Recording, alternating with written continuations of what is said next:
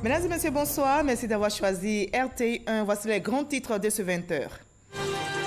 Les travaux de réhabilitation de l'axe Manzouan-Oyen vont bientôt démarrer. L'annonce a été faite par le Premier ministre Amadou Gon Coulibaly lors de l'inauguration de l'usine de lixiviation cuve de la mine d'or d'Iti. Il a aussi évoqué la réalisation d'autres infrastructures dans les domaines tels que l'éducation et la santé. Quelle pourrait être l'implication de la jeunesse dans le renforcement du climat social en Côte d'Ivoire? Le ministre de la Promotion de la Jeunesse et de l'Emploi des Jeunes, Mamadou Touré, a échangé sur la question avec plusieurs associations de jeunes. Elles ont décidé de s'investir dans la paix. La 14e Assemblée générale de l'Association des raffineurs et distributeurs d'Afrique a refermé ses portes en Afrique du Sud. Les professionnels du pétrole ont planché sur un carburant de qualité sur le continent. Ils appellent à renforcer l'investissement dans le secteur. Le redressement de la société ivoirienne de raffinage a été cité en exemple. Ce dimanche, jour de culte pour les fidèles chrétiens, a été entaché au Burkina Faso. Une église catholique a été la cible d'hommes armés à Dablo, village situé dans le centre-nord du pays. Le bilan est lourd. 6 personnes, dont le prêtre, ont été tuées. Soyez les bienvenus sur RTI1. L'activité minière dans le département de Zouan-Oyen ouvre une nouvelle ère de développement pour la région. On enregistre déjà des retombées. Le Premier ministre Amadou Gon Coulibaly, lors de l'inauguration de l'usine de lixiviation en cuve de la mine d'or d'Iti, a annoncé la réfection des voies, notamment la réhabilitation de l'axe Manzouan-Oyen. Le reportage sur place de Mamadou Kwasi.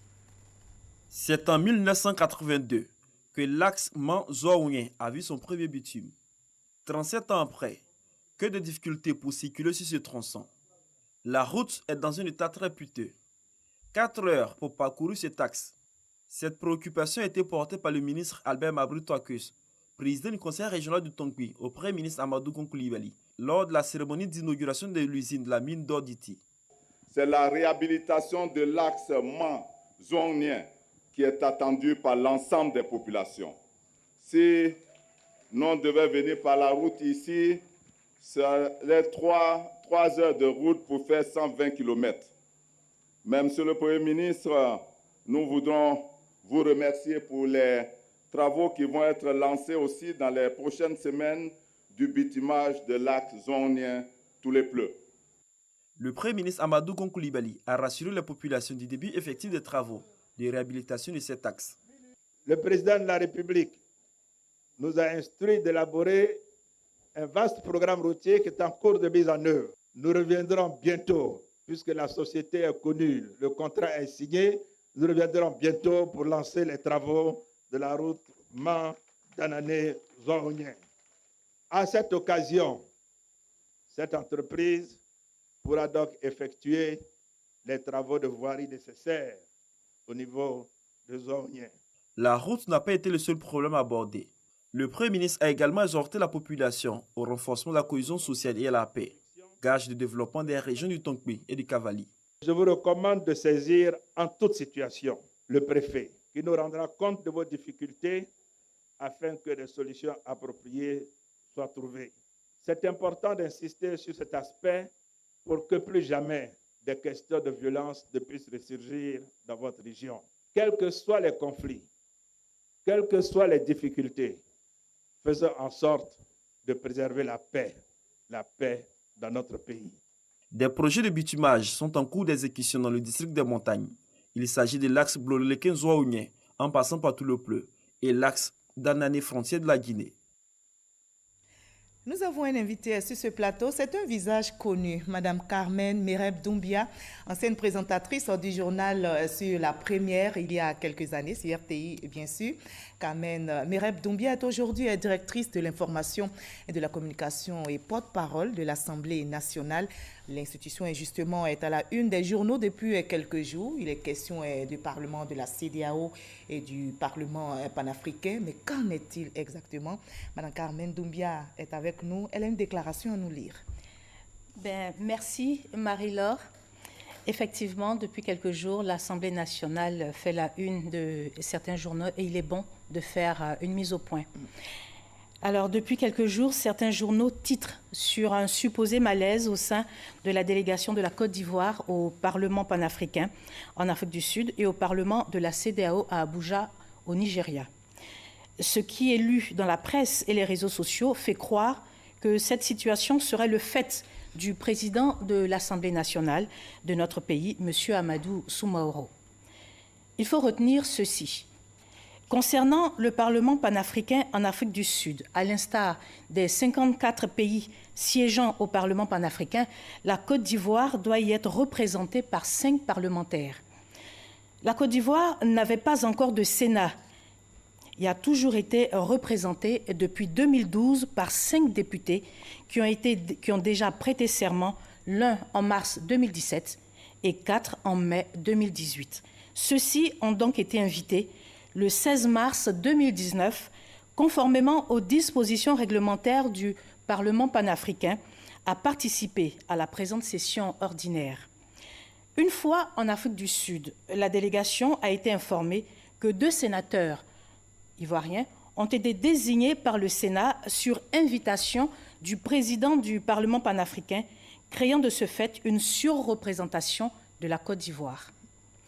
À la réunion du bureau du Parlement panafricain, le samedi 4 mai 2019, le secrétariat a suggéré au président du Parlement panafricain de référer au texte et à la jurisprudence en la matière. En effet, quelques années auparavant, le Cameroun et le Kenya avaient connu une situation similaire et donc, conformément au règlement, le Parlement a demandé aux membres du Sénat de participer à la session en tant qu'observateurs. Le président du Parlement panafricain, l'honorable Roger Nkodo Dang, en a décidé autrement. Il a fait prêter serment aux 2 sénateurs ivoiriens le lundi 6 mai 2019 sans que leur dossier n'ait été endossé par la commission permanente des règlements en charge de l'accréditation des candidatures. Le mardi 7 mai, lors de la séance plénière, les députés du Parlement panafricain ont dénoncé la dite prestation de serment et ont purement et simplement demandé son invalidation, car elle viole les textes de l'institution et ignore la jurisprudence. La plénière a adopté cette décision. Mais le jeudi 9 mai, la plénière, ayant constaté la présence des 10 sénateurs ivoiriens dans l'hémicycle, n'a pas validé leur participation aux travaux. Au regard donc de ces faits, nous infirmons toutes les allégations à l'encontre du président de l'Assemblée nationale de Côte d'Ivoire, M. Amadou Soumaoro, qui n'est lié ni de près ni de loin à cette affaire. Le Parlement panafricain, en tant qu'organe de l'Union africaine, est une institution indépendante qui siège et prend ses décisions en toute liberté, la plénière étant souveraine. Il est à préciser que, contrairement aux écrits de certains médias et presse en ligne, la délégation de la Côte d'Ivoire n'a à aucun moment demandé au Parlement panafricain de désigner 3 députés sur les 5 présents pour occuper les sièges du pays. D'ailleurs, cela aurait été une immixtion inacceptable et une violation flagrante du règlement intérieur de l'institution.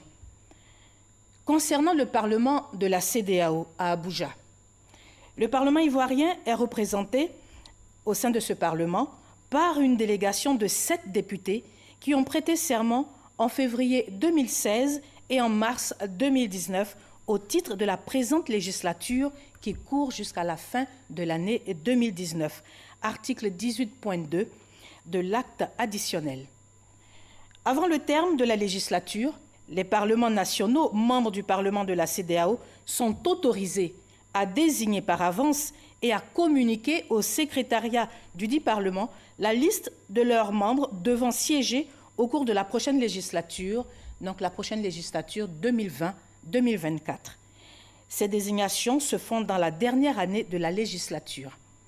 C'est donc conformément aux dispositions des textes réglementaires régissant le Parlement de la CEDEAO que l'Assemblée nationale de Côte d'Ivoire a déféré à cette exigence en désignant ses députés devant siéger lors de la prochaine législature. Au nombre des députés désignés figurent des députés dont le mandat au Parlement de la CEDEAO est renouvelé.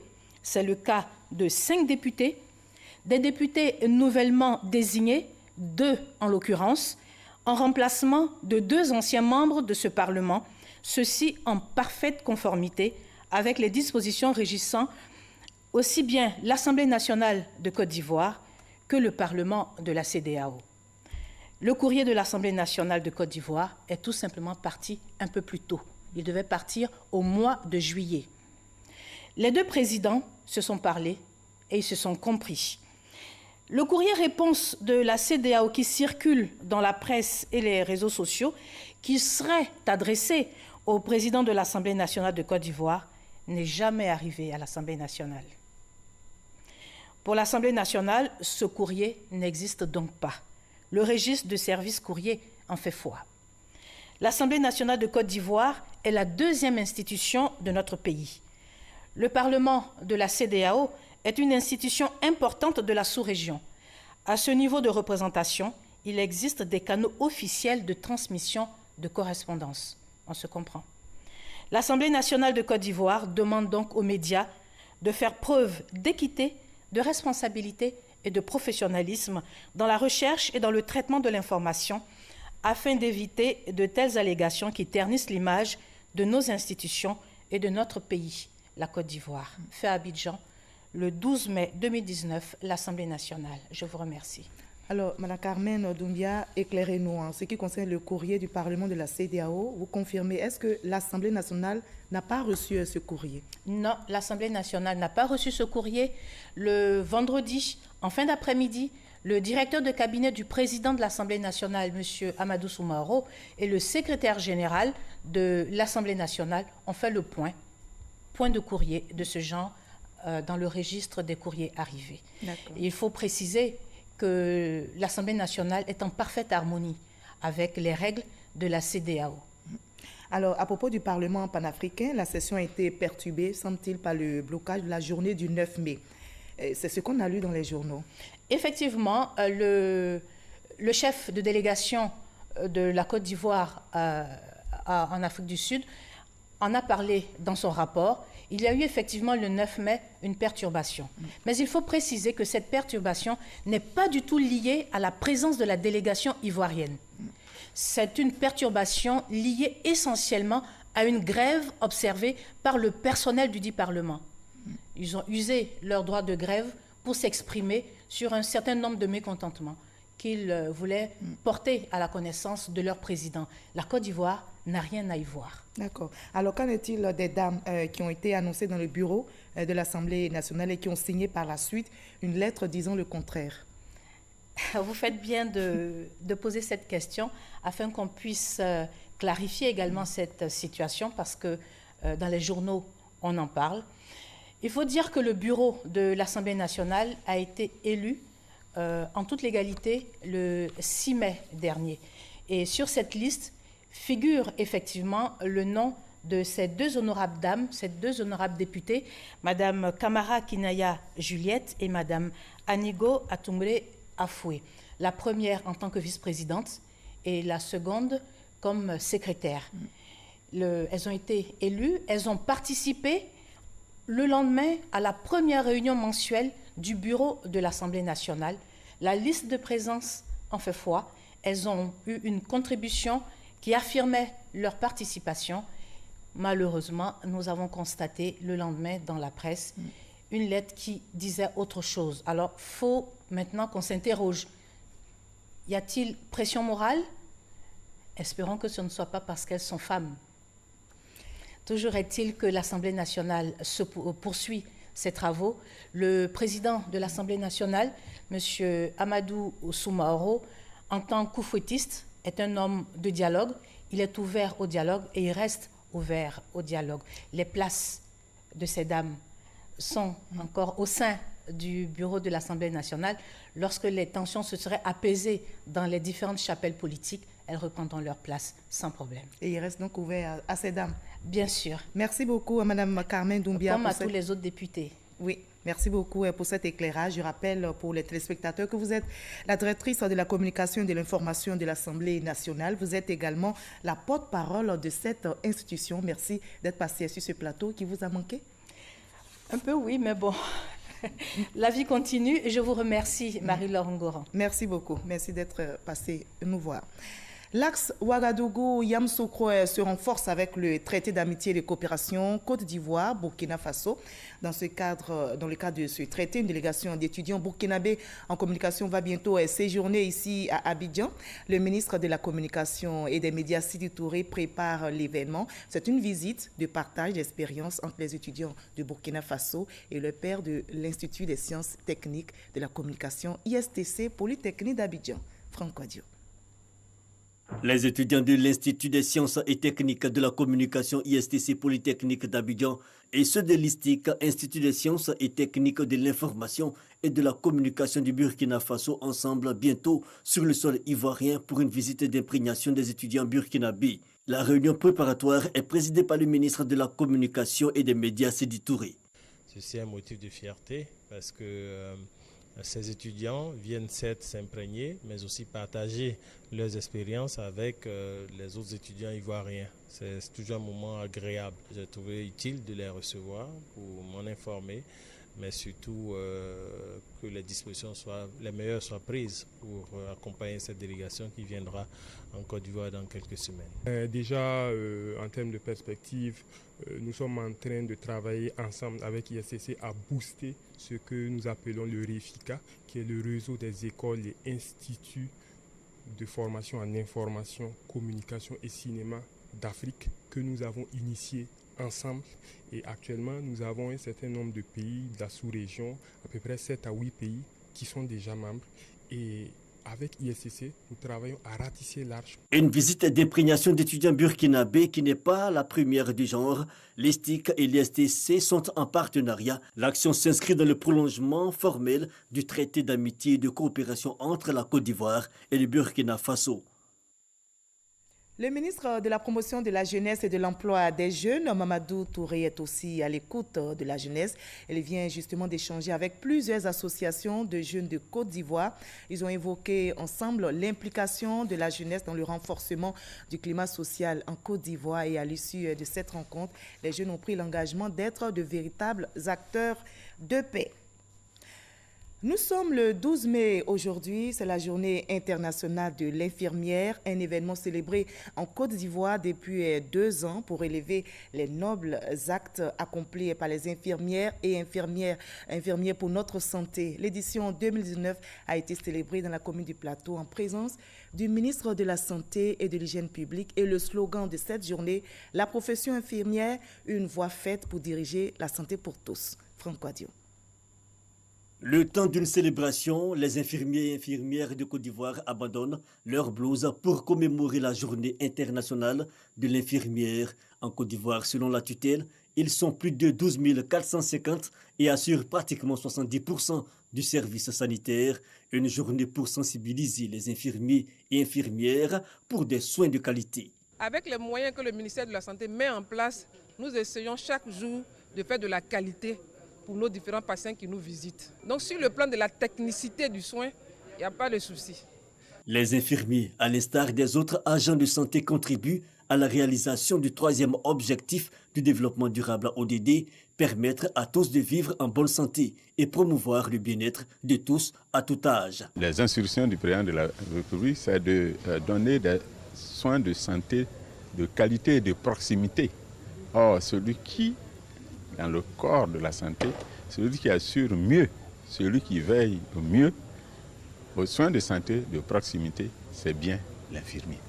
Voyez, là où il y a un établissement de santé, il y a toujours au moins un infirmier lorsque les autres corps de métier manquent. Le système de santé doit sa performance d'abord au corps infirmier et infirmière. Le représentant résident de l'OMS, Organisation mondiale de la santé, Jean-Marie Vianney Maurice Yameogo, saisit l'occasion pour annoncer une nouvelle ère de collaboration avec le corps infirmier à travers des appuis techniques et logistiques. La profession infirmière, une voie faite pour diriger la santé pour tous, c'est le thème choisi pour la 3e édition de la Journée internationale de l'infirmière en Côte d'Ivoire.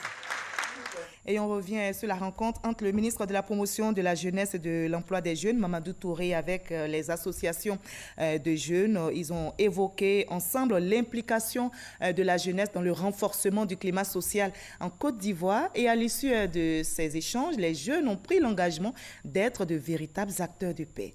Godfrey Okambawa. 3h30 d'échanges, d'explications et de vérité entre la jeunesse des associations issues de différentes régions de Côte d'Ivoire et la tutelle. Le ministre de la Promotion de la Jeunesse et de l'Emploi des Jeunes s'est prononcé sur les questions d'actualité et celles liées à l'insertion socio-professionnelle des jeunes.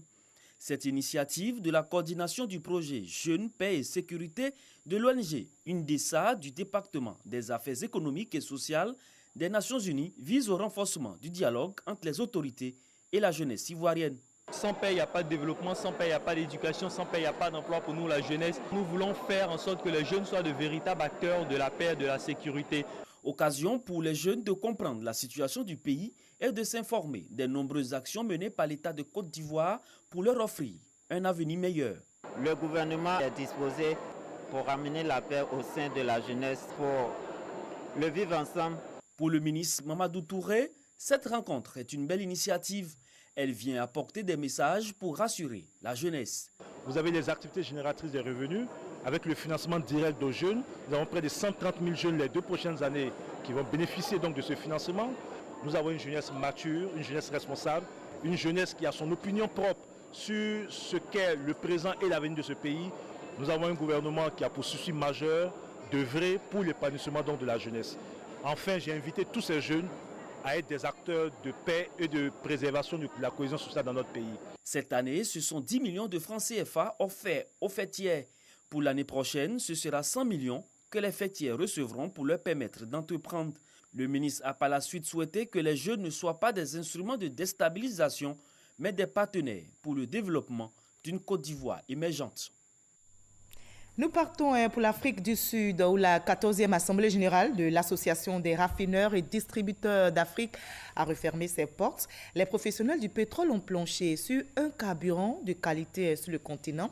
Ils appellent à renforcer l'investissement dans le secteur. Le redressement de la société ivoirienne de raffinage, la CIR, a été cité en exemple. Jean-Jacques Kwame. Du carburant de qualité pour un air moins pollué, c'est une réduction des dépenses en santé pour les États africains. Cet objectif que s'est fixé l'Association des raffineurs africains ARA à travers sa feuille de route Afrique allant de l'étape 1 à 5 prend fin en 2025. Pourtant, sa finalisation tarde avec une stagnation au niveau 3. En cause, le coût des investissements.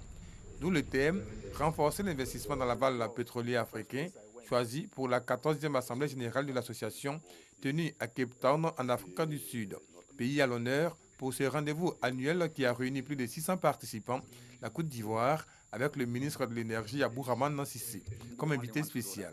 Point exposé au cours de la conférence par le ministre le redressement de la société ivoirienne de raffinage. Nous avons aidé sous l'impulsion du président et du gouvernement, mis en œuvre une facilité d'environ 660 millions de dollars qui ont permis justement d'apurer la totalité de la dette de la CIR. Donc cela a été conclu en décembre 2018. L'ensemble des prêteurs et l'ensemble des fournisseurs de la CIR ont été effectivement payés. Donc aujourd'hui, notre raffinerie a un bilan qui est complètement à niveau et nous abordons le futur avec beaucoup de sérénité. Un exemple à suivre pour les autres États africains selon le secrétaire exécutif de l'ARA. Nous sommes un secteur à pleine maturité, voire en décadence, puisqu'on parle d'énergie de substitution, on parle de l'électrique, mais le pétrole va en rester encore très longtemps dans le transport, la source principale d'énergie. Et donc, il faut que les raffineries le méritent, donc les gouvernants doivent faire leur part, mais c'est vrai que les industriels aussi doivent faire leur part. Créée en 2006, l'ARA, qui fait de la qualité du carburant son cheval de bataille, compte 37 raffineries membres sur les 42 opérationnelles du continent africain. Sur place ici en Côte d'Ivoire, le mouvement citoyen Génération Gagnante continue de faire parler d'elle sur le terrain politique. Le mouvement est présidé par Lansine Diaby, DG du Fonds d'entretien routier, compte 18 coordinations. Après les coordinations régionales du GO et département d'Oumé, le coordonnateur des villages Atchan a été installé par les ministres Claude Danho-Poulin et Bruno Koné-Nabagné, cadre du RHDP. Le reportage de Konaté Moussa. Le peuple Atchan s'engage avec le mouvement citoyen Génération Gagnante pour la promotion des actions de développement du chef de l'État Alassane Ouattara. Pour porter sa voix, Diamadibi Antoine est nommé coordonnateur des villages Atchan. Je mesure l'ampleur de la mission. Je suis convaincu qu'avec le soutien de tous et vos conseils avisés, nous saurons ensemble relever le défi du développement économique, social et politique des populations des 63 villages que compte notre peuple. Le mouvement citoyen Génération Gagnante poursuit donc son action d'occupation du terrain. Le président Lansine Diaby explique aux populations les objectifs du mouvement. Génération Gagnante est un mouvement citoyen créé et lancé pour recueillir les préoccupations des populations et les faire remonter au pouvoir public afin de trouver les meilleures solutions. GG a pour boussole le président de la République, son Excellence Alassane Ouattara. Les ministres Claude Danho-Poulin, parrain de la cérémonie, et Bruno Nabagné Koné, représentant le Premier ministre Amadou Gon Coulibaly, félicitent les acteurs du mouvement pour leur initiative en faveur de la promotion de l'action gouvernementale. Je voudrais saluer le président de Génération Gagnante pour avoir eu cette initiative pertinente de rassembler les jeunes générations. Et je voudrais que les jeunes générations que nous sommes, les Tchaba, nous soyons les artisans de la cohésion dans nos villages, que nous soyons les artisans de paix et les promoteurs du progrès. Je salue le travail remarquable qui est fait par ce mouvement Génération Gagnante, qui est fait par ce groupe de jeunes cadres à travers tout le pays. Ils ont décidé de continuer à soutenir l'action du président Alassane Ouattara, à soutenir l'action du gouvernement du Premier ministre Amadou Gon Coulibaly. Ils ont décidé de sillonner toute la Côte d'Ivoire, d'occuper le terrain pour rétablir la vérité partout où cela est nécessaire. Chers amis de Génération Gagnante, vous avez décidé d'être une génération gagnante, c'est-à-dire une génération responsable, une génération qui n'est pas laissée pour compte, une génération qui s'engage à travailler pour transmettre à ses cadets plus qu'elle n'aura reçu de ses aînés. Je salue donc, au nom de M. le Premier ministre, cet engagement responsable qui fera de vous une génération qui gagne. Créé en décembre 2017, le mouvement citoyen Génération Gagnante compte à ce jour 18 coordinations. En plus de la coordination des villages Atchan, les coordinations régionales du GO et départementales d'Oumé sont déjà installées. Ce dimanche, jour de culte pour les fidèles chrétiens, a été entaché au Burkina Faso. Une église catholique a été la cible d'hommes armés. À Dablo, village situé à quelques kilomètres de Kaya, dans le centre-nord du pays. Le bilan est lourd. 6 personnes, dont le prêtre, ont été tuées. Les assaillants sont arrivés alors que débutait la messe et ont tiré sur les fidèles. C'est la première fois dans le pays qu'une église catholique subit une attaque terroriste. Je vous propose à présent le reste de l'actualité à l'étranger dans le 7 sur 7. Voyons ce qui a marqué l'actualité internationale cette semaine avec Woyon Télé Soro et Abou Sanogo.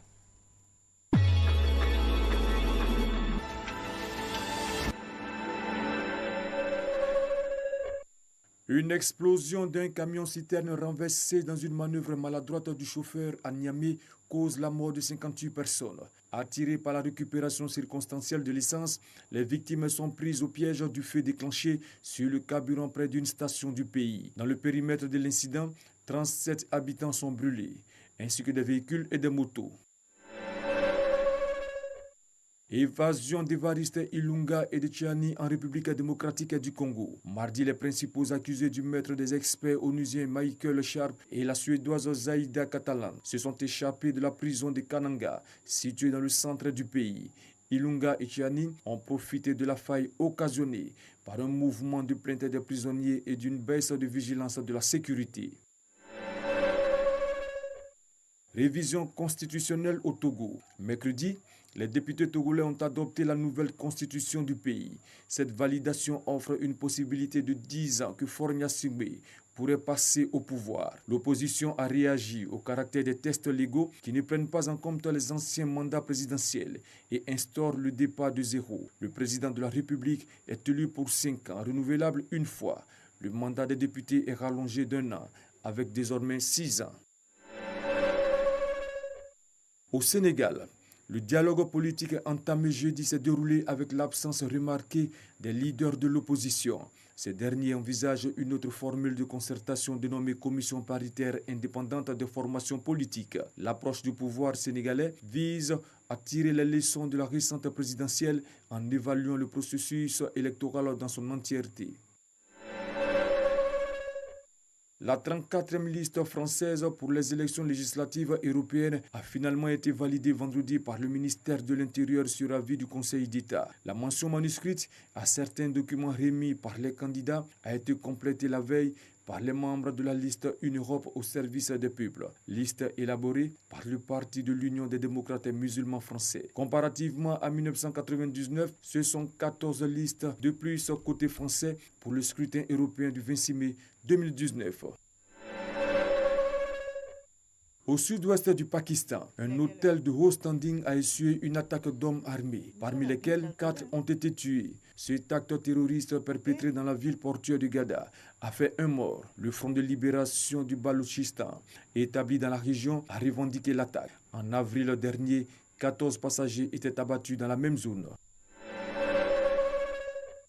L'ANC, le Congrès national africain, gagne une nouvelle fois les élections sud-africaines. L'ANC vient de remporter les législatives du pays avec 57,5% des suffrages exprimés. Cette victoire a permis au chef de l'État, Cyril Ramaphosa, d'être élu par les députés de la nation arc-en-ciel. Le président Ramaphosa sera investi pour un nouveau mandat le 25 mai prochain.